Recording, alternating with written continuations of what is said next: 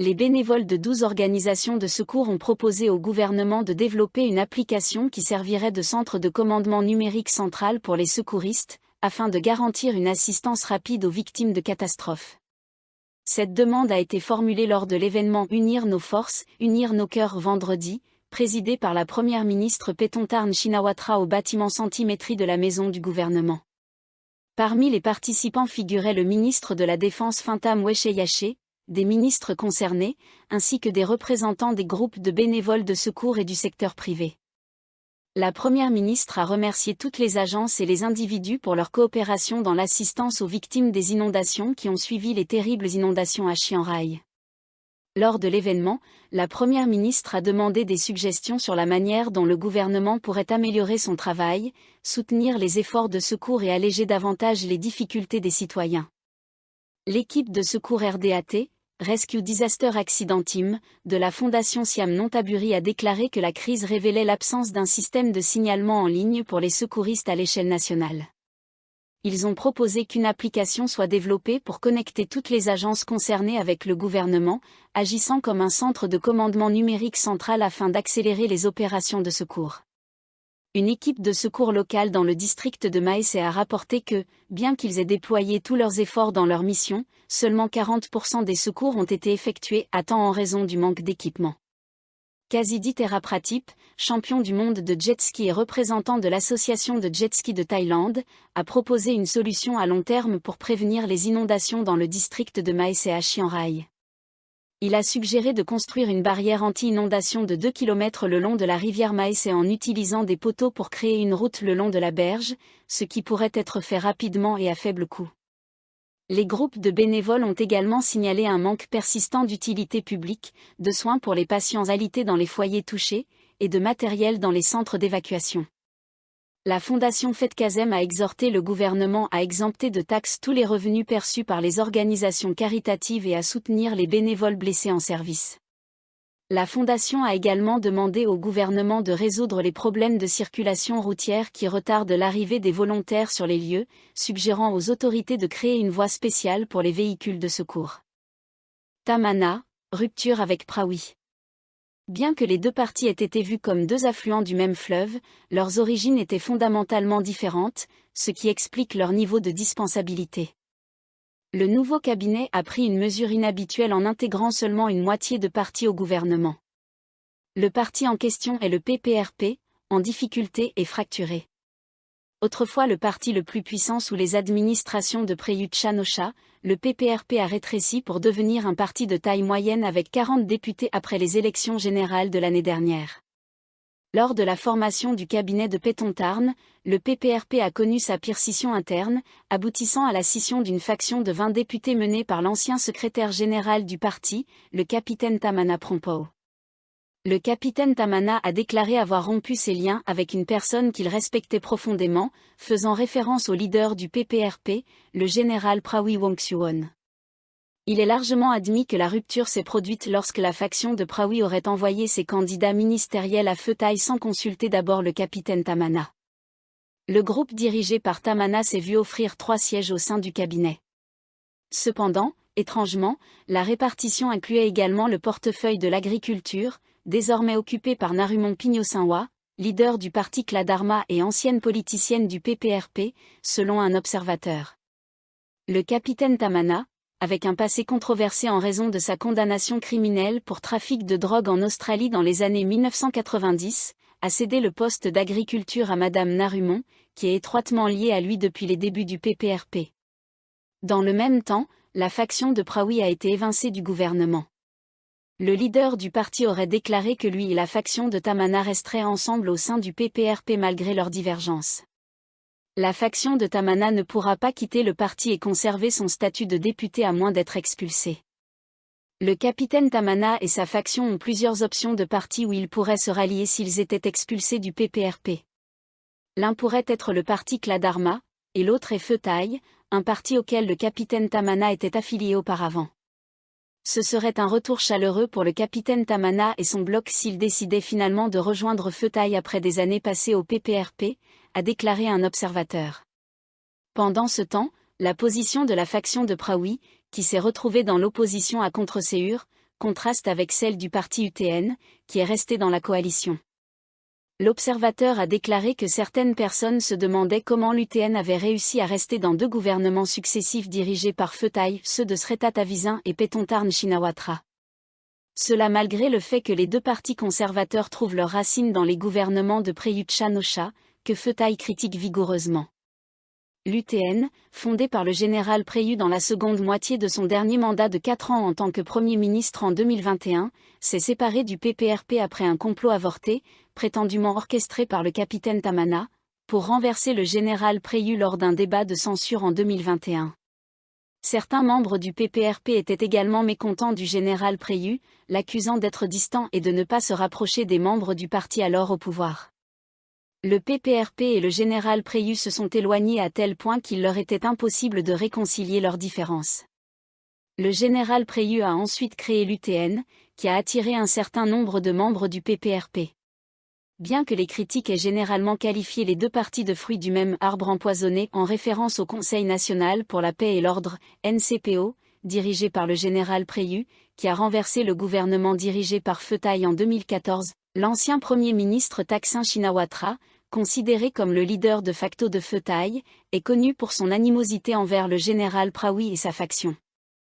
Les sentiments négatifs de Thaksin sont liés au refus du général Praoui de réprimer son ambition de devenir Premier ministre.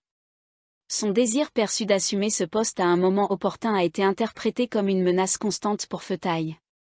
Un observateur a déclaré que Thaksin devait penser que la faction de Praoui était allée trop loin avec ce qu'il croyait être une manœuvre clandestine pour évincer M. Srettha de son poste de Premier ministre. L'accusation était que le général Praoui travaillait dans l'ombre pour faire en sorte que 40 anciens sénateurs demandent à la Cour constitutionnelle la destitution de M. Srettha pour avoir nommé Pichi Chuanban, un ancien condamné, au poste de ministre.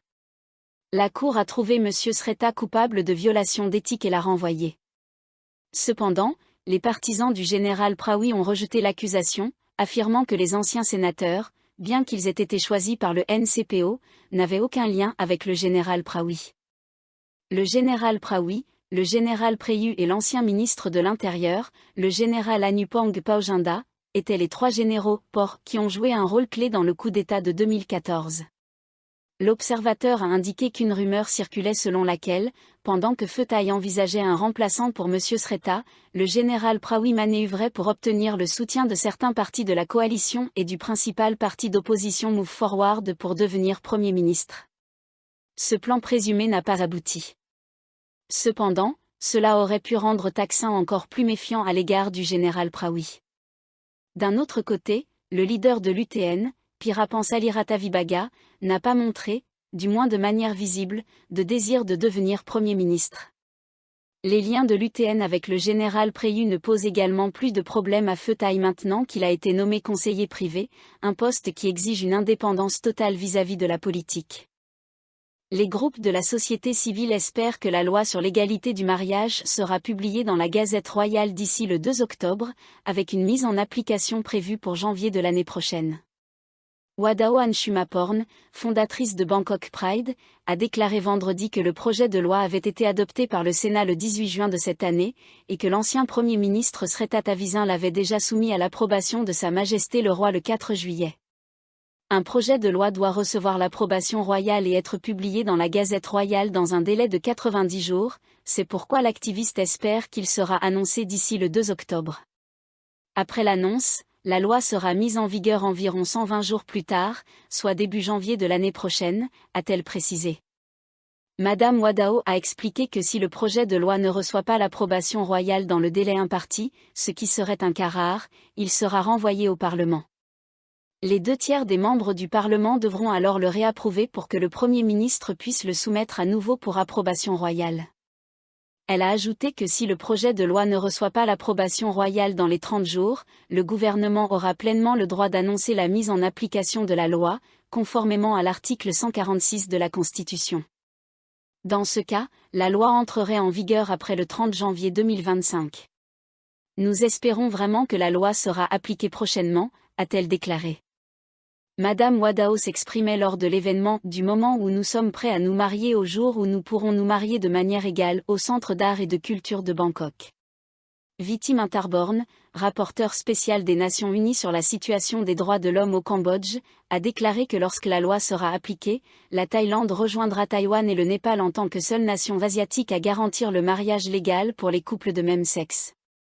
Le projet de loi sur l'égalité du mariage sera l'une des lois les plus inclusives en matière de genre, car il amendera environ 60 à 70 articles des codes civils et commerciaux, a-t-il précisé. Monsieur Viti est également le premier expert indépendant des Nations Unies sur la protection contre la violence et la discrimination fondée sur l'orientation sexuelle et l'identité de genre. Il a ajouté qu'environ 50 autres lois, telles que le projet de loi sur la gestation pour autrui, le projet de loi sur la reconnaissance du genre, ainsi que des lois relatives à l'emploi et au bien-être, doivent être modifiées pour garantir une protection juridique égale et inclusive pour les communautés LGBTQ+ en Thaïlande. Ces lois sont essentielles car elles incluent les droits que les LGBTQ+ méritent en tant qu'êtres humains. En même temps, beaucoup de ces lois actuelles sont sexistes et marginalisent les personnes LGBTQ+, a-t-il déclaré. Il a également souligné que d'autres secteurs, comme celui des affaires, peuvent contribuer de manière significative à une société inclusive en matière de genre sans attendre qu'une loi soit en place. De nombreuses entreprises commencent à montrer leur soutien à travers leur politique en milieu de travail et les avantages offerts aux employés et clients LGBTQ+, a-t-il précisé. Un état d'esprit anti-discrimination est d'une grande valeur pour créer une société inclusive, a-t-il ajouté. Le zoo ouvert de Khao Keo a réagi après qu'un TikToker étranger a accusé le zoo d'emprisonner l'hippopotame pygmée Mudeng, en insistant sur le fait qu'il fonctionne conformément aux normes internationales. Le directeur du zoo, Narongwit Chokchwa, a souligné vendredi que son zoo a 4 missions principales: la conservation des espèces animales, la conduite de recherches précieuses, l'éducation et l'offre d'une expérience de détente pour ses visiteurs. Dans le cadre de sa mission de conservation des animaux, il a précisé que le zoo de Khao Keo, où est gardé le célèbre hippopotame pygmée Mudeng, élève des animaux sauvages et les réintroduit dans leur habitat naturel. Le zoo a récemment relâché dans la nature des grues antigones, des bantams et des cigognes à cou noir. Cette déclaration fait suite à la diffusion d'une vidéo TikTok intitulée « La sombre vérité derrière la célébrité virale de Mudeng », qui est devenue virale. La vidéo critiquait la façon dont le zoo gardait des jeunes animaux comme Mudeng, affirmant que cela leur faisait perdre leurs instincts, y compris leur capacité à nager ou à chasser. Le petit hippopotame pygmée a également été présenté dans un récent message sur X par Jurassic World, une franchise cinématographique populaire sur les dinosaures. Le message incluait une photo de Mudeng, retouchée pour le faire apparaître parmi des dinosaures. La légende du message disait « Mudeng, que fais-tu ici ?» L'engouement pour Mudeng aurait attiré plus de visiteurs au zoo de Khao Keo, avec une augmentation du nombre de visiteurs, passant de 800 à 4000 par jour.